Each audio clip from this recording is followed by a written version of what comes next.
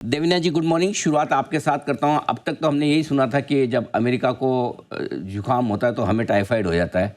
इस बार typhoid America को होता दिख रहा है। क्या लगता है आपको, ये सब जो हो रहा है टैरिफ वॉर, अमेरिकी बाजार मंदी में जाने को तैयार हैं? क्या बेयर मार्केट वहाँ शुरू हो सकता है? और यदि हाँ, तो फिर पूरी दुनिया पर और भारत पर क्या असर पड़ेगा, ये समझाइए। आपने प्रोग्राम का टाइटल ठीक रखा है अनिल जी की। जी। कोहराम मचा दिया ट्रम्प जी ने।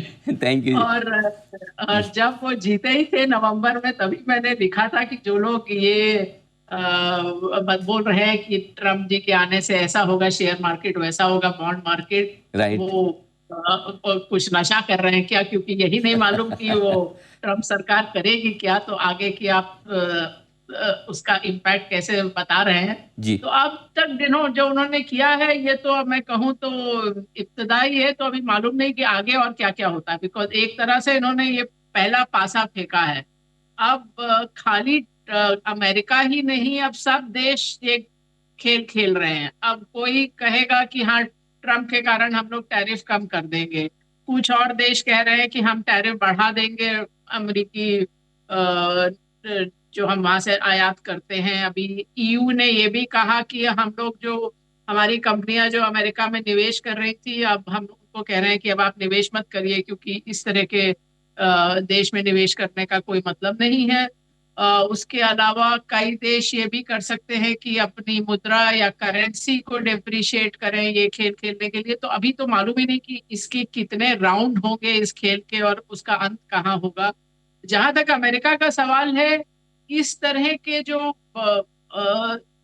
टैरिफ बैरियर हर हर एक चीज पे आप लगा देते हैं, ये दुनिया के इतिहास में कभी भी उस अर्थव्यवस्था के लिए अच्छा नहीं रहा।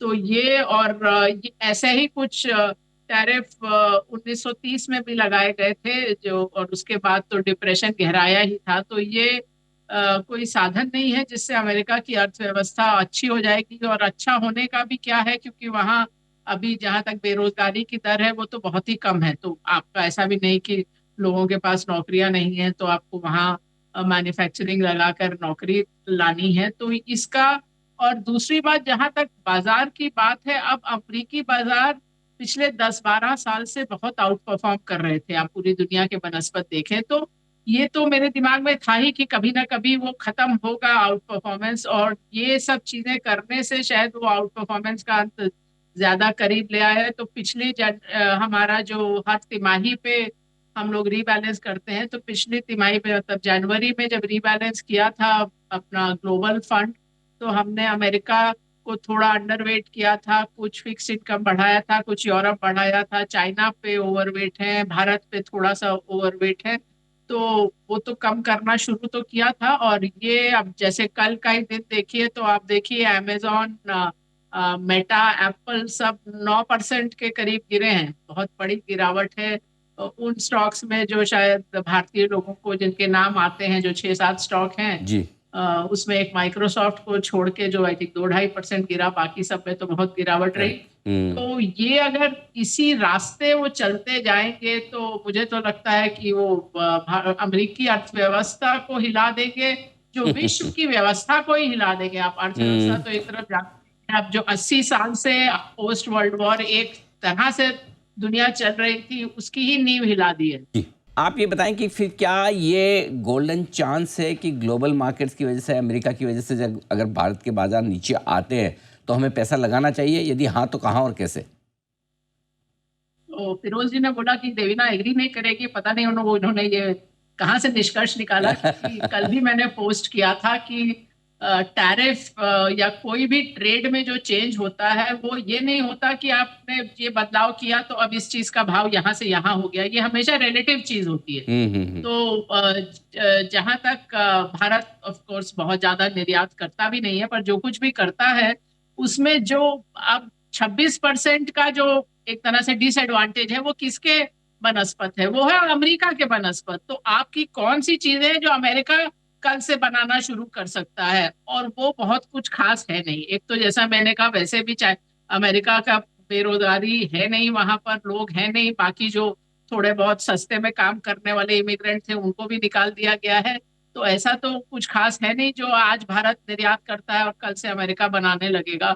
और जहां तक आपके जो दूसरे प्रतियोगी देश हैं उन सब पर टैरिफ आपसे ज्यादा लगा है। अधिकतर पे आप बाकी एशियाई देशों को देखें तो लगभग सभी पे हमसे ज्यादा टैरिफ लगा है। कोरिया जापान हमारे आसपास है।